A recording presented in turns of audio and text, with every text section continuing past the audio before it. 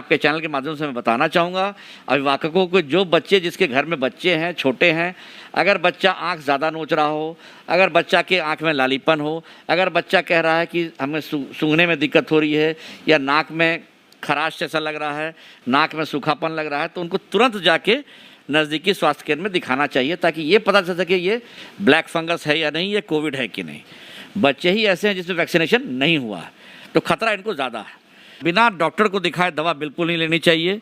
जो भी मरीज़ जिनको लगता है कि ब्लैक फंगस है वो ज़रूर स्वास्थ्य केंद्र पे जाके दिखाएं या हमारे संस्थान में आके दिखाएं। दिखाने के बाद जैसा डॉक्टर साहब बोलेंगे वैसा करना है, लेकिन अपने मन से दवाई नहीं चलानी है, सेल्फ मेडिकेशन नहीं देख करना है, व्हाट्सएप पे इलाज नहीं करना है।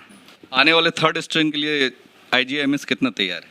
हमारी पूरी तैयारी है। जो बच्चे हमारे यहाँ आएंगे उनके लिए 40 बेड का मेरा ऑक्सीजन बेड का व्यवस्था है, 20 बेड का मेरा SICU NICU का व्यवस्था है, PICU का व्यवस्था है, 4 बेड हमारे HDU के हैं, और अगर ज़रूरत पड़ी तो जो एडल्ट बेड है मेरा उस पर भी हम लोग यूज़ करेंगे। इसलिए हमारी पूरी सतर्कता है और मेरी पूरी टीम तैयार है। थर्ड वेव के कोई मरीज आएंगे तो उसके इलाज के लिए। ब्लैक फंगस पे जानकारी देने के लिए आज हमारे साथ में चिकित्सा अधीक्षक मनीष मंडल मौजूद है। हम इनसे जानेंगे ब्लैक फंगस के बारे में कि किस तरह का ये बीमारी है और इसके क्या क्या लक्षण हैं और इससे कैसे बचाव किया जा सकता है, इस पे हम जानकारी लेंगे। डॉक्टर मनीष मंडल सर, ये बताएं कि ब्लैक फंगस है क्या? सबसे पहला सवाल। ब्लैक फंगस जो है ये 2 टाइप का होता है। पहला होता है जो मरीज़ कोविड की बीमारी से पीड़ित हो जाए और पीड़ित होने का ठीक हो जाता है। ठीक होने के कुछ दिन के बाद, अमूमन 15 से 20 दिन के बाद, या तो उसे नाक में सुगबुगाहट सी लगती है, आँखों में जलन होता है, आँख जो है वो लाल हो जाता है और इसके बाद फूलने लगता है। तो ये फर्स्ट वैरायटी है। सूजन आ जाती है आँखों में, नाक में सूजन आ जाती है, ये फर्स्ट वैरायटी है। और ऐसे मरीज़ हमारे पास लगातार आ रहे हैं जो कोविड नेगेटिव हैं लेकिन म्यूकर पॉजिटिव हैं। तो ऐसे मरीजों की तादाद बहुत ज़्यादा है। दूसरा मरीज़ है जो कोविड पॉजिटिव है और कोविड पॉजिटिव के दौरान साथ में उसको नाकों में सूजन हो जाता है, आँखों में सूजन हो जाता है, लेकिन चूँकि उसको लगता है कि ये कोविड के चलते हो रहा है तो इस पर ध्यान नहीं देता है। मामला तब बिगड़ता है जब ब्रेन तक ये फंगस पहुंच जाता है और वो अर्ध बेहोशी की हालत में हमारे यहाँ आ रहे हैं। ये मरीज़ जो है वो काफ़ी सीरियस होते हैं और ऐसे मरीज़ को सीधे ICU में एडमिट करना पड़ता है। ये बताइए कि अभी जैसे कि इसके सही उपचार के लिए पूरी तरीके जो व्यवस्था होनी चाहिए बिहार में, अभी कहाँ भी इसकी व्यवस्था की गई है, खासकर ब्लैक फंगस से बचाव के लिए? ब्लैक फंगस के लिए हम लोगों के पास हर तरह की व्यवस्था है।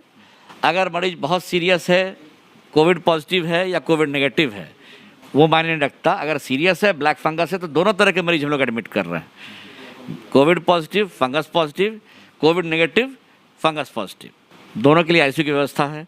अगर मरीज स्टेबल है, चलता फिरता है, उसके लिए ENT OPD में हमारे चिकित्सक मौजूद हैं। यहाँ चारों तरह के चिकित्सक हैं। वैसे चिकित्सक जो ENT के हैं, जो आई के हैं, जो न्यूरोसर्जरी के हैं, न्यूरो मेडिसिन के हैं, ये चारों चिकित्सक एक ही साथ मौजूद हैं। मरीज को वहीं रजिस्ट्रेशन करके वहीं देखा जाता है।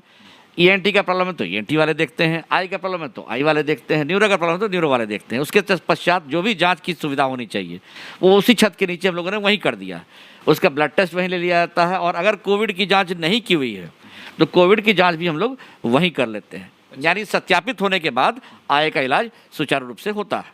अच्छा, एक चीज़ ये पूछना चाहेंगे कि ये जो ब्लैक फंगस है ये किन तरह के लोगों में सबसे ज़्यादा वो मतलब अटैक करता है? किस तरह के लोगों में, बच्चों में या फिर वयस्क जो 45 प्लस हैं उस तरह के उम्र के लोगों में, या फिर किस तरह के लोग? तक वैसे ही मरीज हमारे पास आते हैं जो किसी अन्य बीमारी से भी पीड़ित हैं।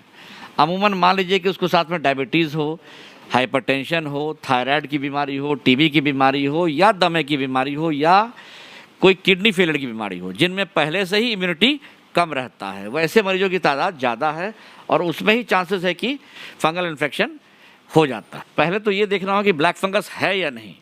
ये देखना घर पे संभव नहीं है। हाँ, अगर बच्चे हों चाहे बड़े हों, आँख नोचने लगे, आँखों में लालीपन आ जाए, नाक सूजने लगे, नाक में सर्दी जैसा महसूस हो या नाक से पानी आने लगे, तो वैसे मरीजों को नज़दीक के जो स्वास्थ्य केंद्र हैं, या हम पटना में अगर हैं तो आईजीएमएस में आकर दिखा सकते हैं। निःशुल्क देखने की व्यवस्था हमारे यहाँ है। देखने के बाद ही बताया जा सकता है कि ये ब्लैक फंगस है या नहीं, कोविड है या नहीं, ये सब बाद में बताया जा सकता है। तो जांच के बाद ही करना, तो जांच दिखाना बहुत ज़रूरी है ताकि ये पता चल सके कि ये ब्लैक फंगस है या नहीं है। यहाँ दिखाना जरूर। अच्छा, डॉक्टरों ने ये भी सलाह दिया है कि जैसे अगर आपके पास अगर ब्लैक फंगस की जो ज़रूरी दवा है वो अवेलेबल नहीं है तो पुशानज़ोला एक टैबलेट है जो कि 500 रुपये का एक टैबलेट है। दिन भर में 3 टैबलेट्स खिलाने की बात कही है डॉक्टरों ने, मेडिकल जो भी स्वास्थ्य विभाग ने। तो क्या वो सही रहेगा? लोग उसको इस्तेमाल में ला सकते हैं? बिना दवा, मतलब बिना डॉक्टर को दिखाए दवा बिल्कुल नहीं लेनी चाहिए। जो भी मरीज़ जिनको लगता है कि ब्लैक फंगस है वो ज़रूर स्वास्थ्य केंद्र पे जाके दिखाएं या हमारे संस्थान में आके दिखाएं। दिखाने के बाद जैसा डॉक्टर साहब बोलेंगे वैसा करना है, लेकिन अपने मन से दवाई नहीं चलानी है, सेल्फ मेडिकेशन नहीं देख करना है, व्हाट्सएप पे इलाज नहीं करना है। अभी जो थर्ड स्ट्रेन आने की जो अभी बात की जा रही है कि थर्ड स्ट्रेन आने वाला है, तो ये थर्ड स्ट्रेन सबसे ज़्यादा किस पे हावी होने वाला है, बच्चों पे या फिर बुजुर्गों पे? ये जो हमारे आईसीएमआर का रिपोर्ट है या सरकार की जो गाइडलाइन है, क्योंकि जो भी हैं 45 के नीचे 18 से ऊपर उनका वैक्सीनेशन हो रहा है, 45 के ऊपर का वैक्सीनेशन ऑलरेडी हो गया है, तो बचता है सिर्फ बच्चे ही ऐसे हैं जिसमें वैक्सीनेशन नहीं हुआ है, तो खतरा इनको ज़्यादा है। तो अभी हमारे ट्रायल्स इंडिया में शुरू हो गई हैं। पटना में भी, एम्स पटना में ऑलरेडी ट्रायल चल रहा है। मैं उम्मीद करता हूं कि जल्द ही उनका वैक्सीन आ जाएगा, लेकिन हाँ, तब तक एहतियात ये रखना है। आपके चैनल के माध्यम से मैं बताना चाहूँगा अभिभावकों को, जो बच्चे, जिसके घर में बच्चे हैं, छोटे हैं, अगर बच्चा आँख ज़्यादा नोच रहा हो, अगर बच्चा के आँख में लालीपन हो, अगर बच्चा कह रहा है कि हमें सूंघने में दिक्कत हो रही है या नाक में खराश जैसा लग रहा है, नाक में सूखापन लग रहा है, तो उनको तुरंत जाके नज़दीकी स्वास्थ्य केंद्र में दिखाना चाहिए ताकि ये पता चल सके ये ब्लैक फंगस है या नहीं, ये कोविड है कि नहीं। एक लास्ट सवाल आपसे ये पूछना चाहूँगा, जैसे वैक्सीन लेने की बात हो रही है, बहुत सारे लोगों में ये जो भ्रम की स्थिति फैली हुई है कि वैक्सीन लेने के बाद लोग बीमार पड़ जा रहे हैं या फिर उनकी डेथ, बहुत सारे लोगों की शायद ऐसा सुनने में आ रहा है कि डेथ भी हुई है दोनों डोज लेने के बाद। तो वैसे लोगों को क्या आप सुझाव देंगे जो इस तरह का भ्रम फैला रहे हैं या फिर उनमें जो भ्रम की स्थिति पैदा हुई है? इसका सबसे अच्छा एग्जाम्पल तो हमारे यहाँ के चिकित्सक और चिकित्साकर्मी हैं। सारे चिकित्सक और चिकित्साकर्मी को कोविशील्ड की वैक्सीन यहाँ लगी है। अन्य जगहों पे भी कोविशील्ड के अलावा दूसरा वैक्सीन कोवैक्सीन है, वो भी लगा है। और जितने चिकित्सक या चिकित्साकर्मी हैं वो प्रतिदिन ऐसे मरीजों के बीच में काम कर रहे हैं, और ऐसा रिपोर्टेड नहीं है कि सारों को, जितने भी उनको बीमारी हुई है।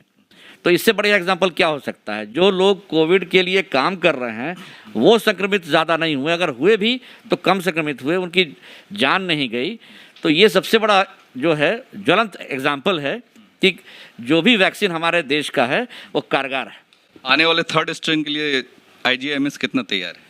हमारी पूरी तैयारी है। जो बच्चे हमारे यहाँ आएंगे उनके लिए 40 बेड का मेरा ऑक्सीजन बेड का व्यवस्था है, 20 बेड का मेरा SICU NICU का व्यवस्था है, PICU का व्यवस्था है, 4 बेड हमारे HDU के हैं, और अगर ज़रूरत पड़ी तो जो एडल्ट बेड है मेरा उस पर भी हम लोग यूज़ करेंगे। इसलिए हमारी पूरी सतर्कता है और मेरी पूरी टीम तैयार है थर्ड वेव के कोई मरीज आएंगे तो उसके इलाज के लिए। चलिए, शुक्रिया आपका, बहुत बहुत शुक्रिया। तो हमारे साथ में मौजूद थे डॉक्टर मनीष मंडल, चिकित्सा अधिकारी थे IGMS के, जिन्होंने बताया कि ब्लैक फंगस से बचाव के हम तरीके बताए और जो थर्ड स्ट्रेन आने वाला है उसके लिए कितना तैयार है IGMS, उसके बारे में बताया। वीडियो कैसा लगा ज़रूर बताएं। यूट्यूब चैनल को सब्सक्राइब नहीं किया तो सब्सक्राइब कर लें, फेसबुक पेज को फॉलो करें, लाइक करें, शेयर ज़रूर करें। तब तक के लिए जय हिंद, जय भारत।